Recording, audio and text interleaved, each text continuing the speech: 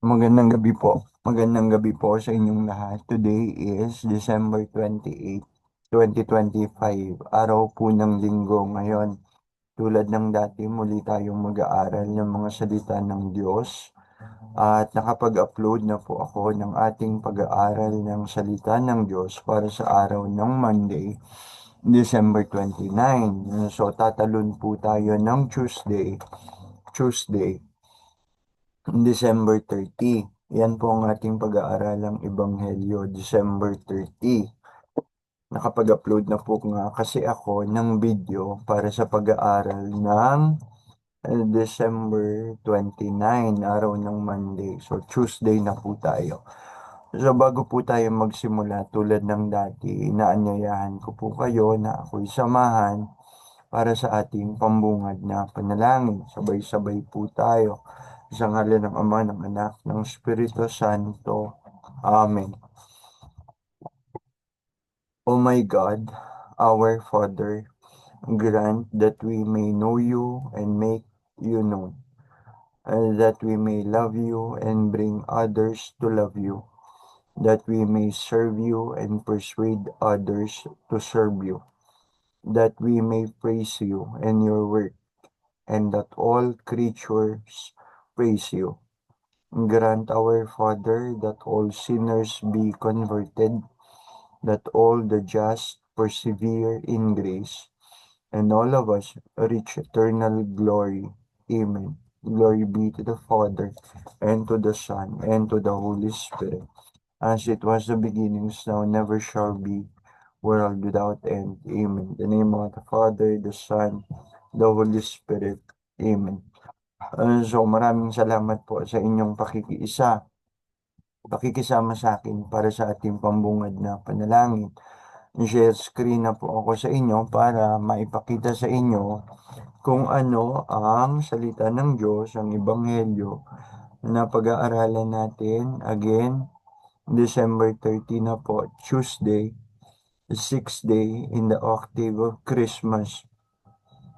Ang Salmo, let the heavens be glad and the earth rejoice. I-share screen po ako para maipakita sa inyo ang Ebanghelyo para sa araw ng Tuesday. Wait po. Wait po. Okay.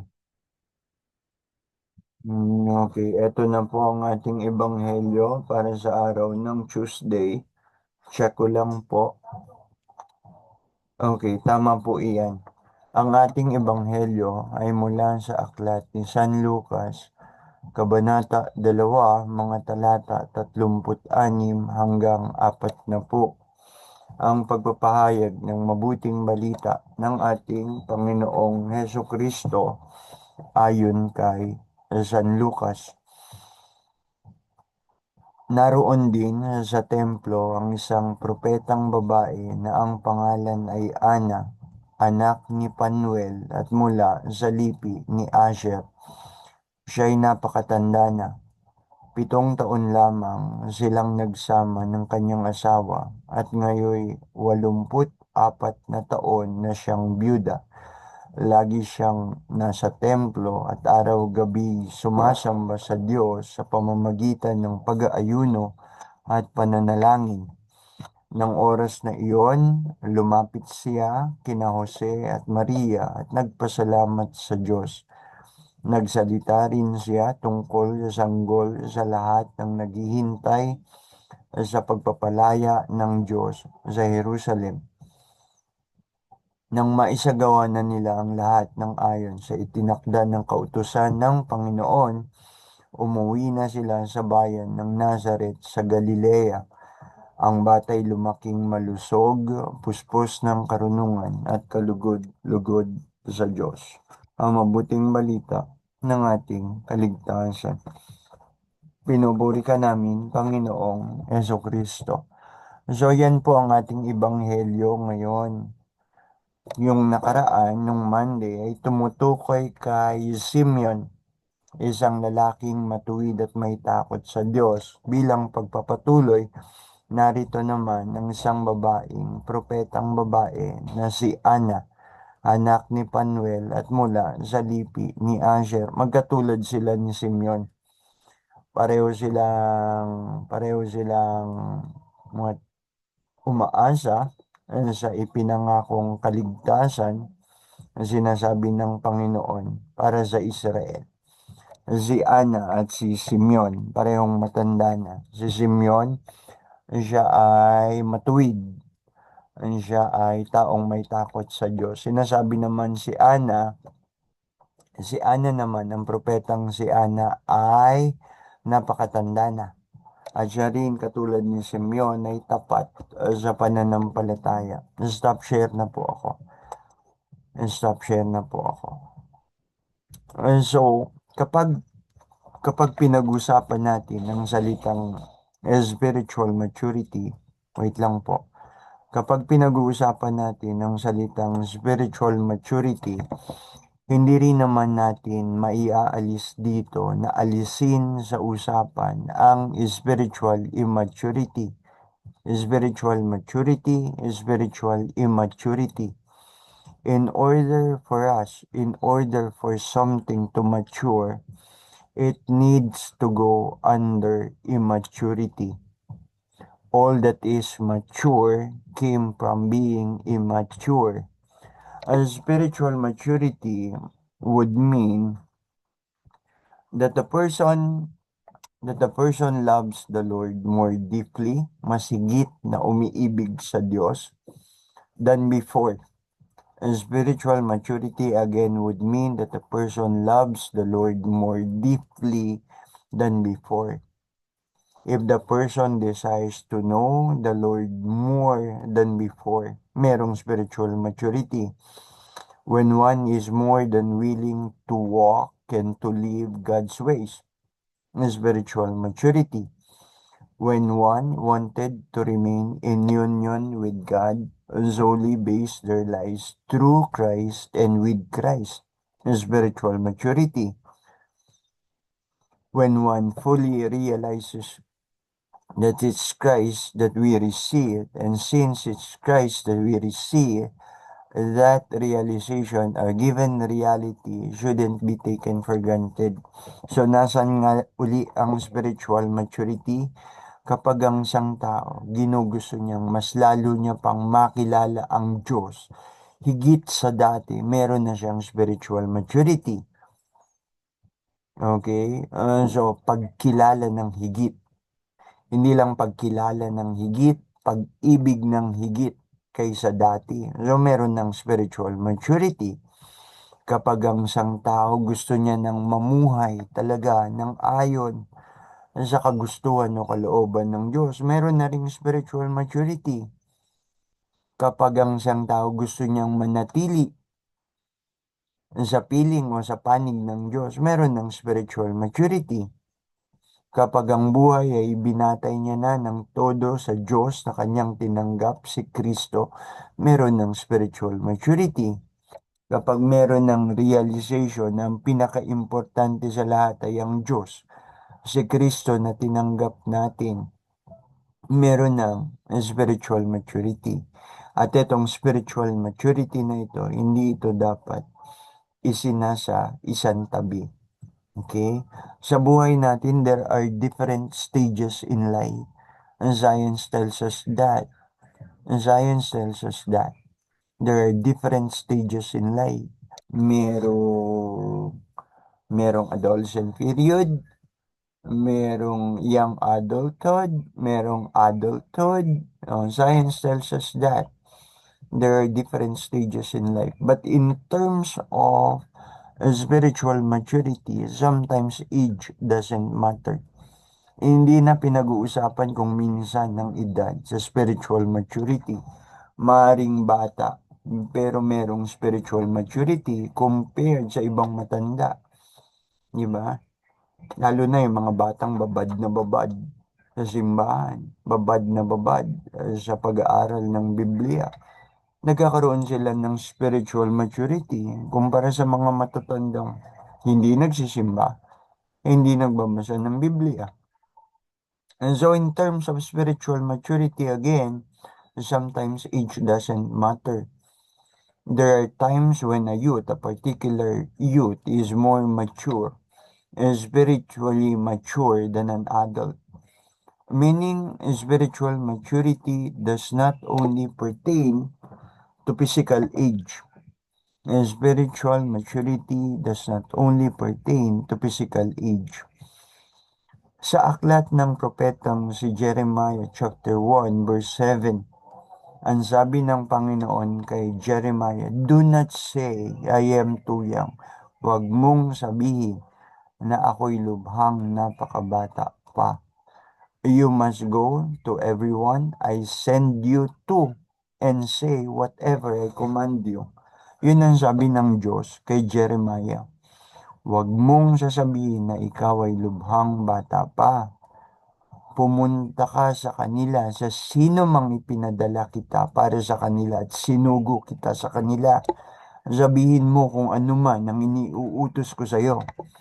Yun ang sabi ng Diyos kay Jeremiah. So the verse emphasizes that God does not judge Jeremiah by his age. By his age. Hindi tinrato, hinusgahan ng Diyos si Jeremiah batay lamang sa kanyang edad, kundi ayon sa kanyang ibinigay na misyon para kay Jeremiah. Does not judge Jeremiah by his age. Ganun ang ginawa ng Diyos. But by his mission and the words He has given him to speak. Eto, sabihin mo kung ano man ang pinasasabi ko sa kanila, sa mga taong isinugo ko kita sa kanila. So si Jeremiah, may feeling inadequate si Jeremiah due to his youth. Okay, due to his youth and lack of experiences. But God reassured Jeremiah, inihanda kita para sa gawain yan. For this important role. Yun ang sabi, yun ang gustong ipahiwatig ng Diyos kay Jeremiah. Huwag mong sasabihin na ikaw ay lubhang bata pa. Pumunta ka sa kanila kung saan isinugo kita sa kanila at sabihin mo sa kanila ano man ang iniuutos kong sabihin mo sa kanila. So kahit feeling inadequate si Jeremiah and lack of experiences, siniguro ng Diyos kay Jeremiah, inihanda kita para sa gawain yan. So you see my friends, this is again what I told you. In terms of spiritual maturity, sometimes age doesn't matter. And there are times when a youth is more mature, spiritually mature than an adult, meaning spiritual maturity does not only pertain to physical age. When God or if God prepared you for something, let's say for a mission, a definite mission, it does not matter if you're young. God Himself will equip you for the task. You don't need to doubt. You only need to believe. You only need to have faith. You only need to have hope. And more importantly, you need to love. The love which the mission will require you to have. Kakailanganin mo yan sa mission. Kakailanganin mo ang matibay na pananampalataya, ang pananatili ng isang pag-asang nasa Diyos at ang pag-ibig para gawin ang misyon. So do not be absorbed with empty thoughts, mga isiping hungkag and empty desires. Thoughts that are usually selfish, makasarili, and vain. Do not be absorbed by that empty thoughts, the selfishness, and being vain, as well as with the desires which the gospel sums up in terms of the world or being worldly, makamundo. Okay? Do not fill your thoughts with worldly things. For our citizenship is not truly of or for this world. We are made We are made far beyond this world. We are made greater than what is usually. Our gospel talks about the prophetess Anna. Anna mature in years, but more significantly, Anna is truly spiritually mature. Anna is a good example like Simeon. Anna dedicated her life with her widowhood completely to the Lord. Bata pa lang siya. Bata pa lang siya, naging widow na siya. So she continually served the Lord in prayer and penances. And like Simeon, Anna longed for the coming of the Savior, Christ our Messiah. She and Simeon was both rewarded in their righteousness, in their fidelity, and they caught sight of the Christ child. When it happened to them, their response was to tell others. I will tell others. I will tell others. And something like that. When they caught sight of the Christ child, when it happened to them, the response was, I will let others know. The response was, I will tell others of the joy and the hope they receive. The joy and hope they receive. Okay? Being caught. Being caught. When they caught. Okay? Again. Where is my note? Again, when they caught sight of the Christ child, when it happened to them, the response was to let others know, to tell others of the joy and hope they receive found in Christ. There is a school known as the School of Nazareth.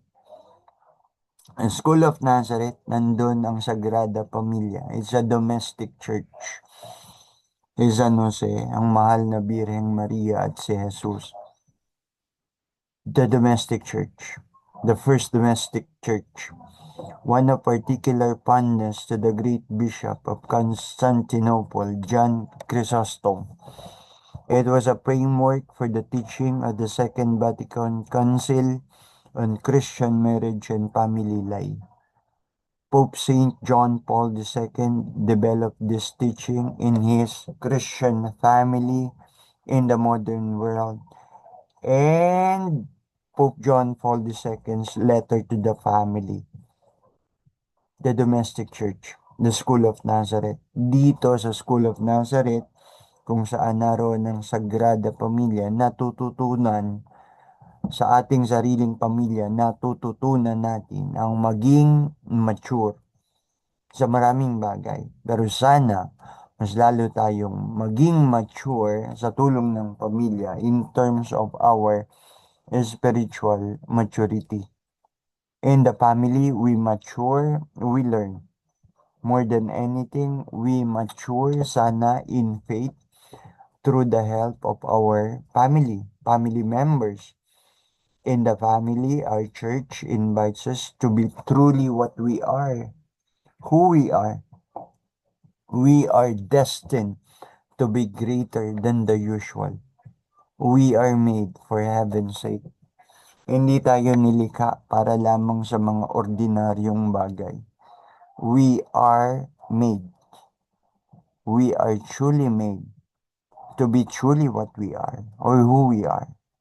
For greatness. We are made for greatness. We are made for heaven's sake, not for the just the ordinary things. We are made for greatness. We are made for heaven's sake. We are made for heaven's sake. So, dyan na po natin tapusin. Dyan na po natin tapusin. We are made for greatness. We are made for heaven's sake. Gumawa tayo ng mga paraan upang ang ating spiritual na katayuan ay mag-mature. Hindi kinakailangang tumanda, physically age, tumanda sa edad para magkaroon ng maturity. Let us learn God's word, Let us study God's Word. Let's attend the church. Let's attend masses so that we may develop this spiritual maturity. Again, we are made for something great. We are made for greatness. We are made for heaven's sake. Diyan na po natin tapusin. Again, magandang gabi po sa inyong lahat. Maraming salamat po. Muli ito po si Brother Aaron. Hanggang sa muli. Paalam po. Paalam.